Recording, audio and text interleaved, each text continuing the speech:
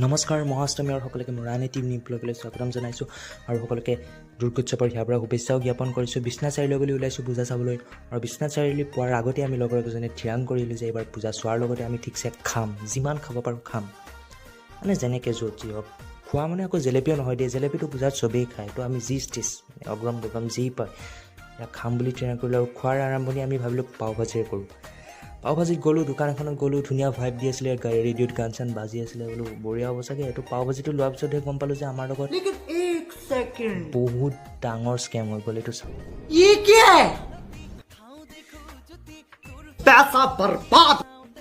একো নাই আৰু দিয়ক, 20 টকাত চলি যায় আৰু ঘুগুনি সানি দিছিলে পাও ভাজিটোৰ ভিতৰত। তাৰপিছত আকৌ ইখনৰ পৰা ইখন মণ্ডপ এনেকৈ গ'লোঁ, আন এখন মণ্ডপত গৈ আকৌ খিচিৰি দবাইছোঁ দেই এইবাৰ।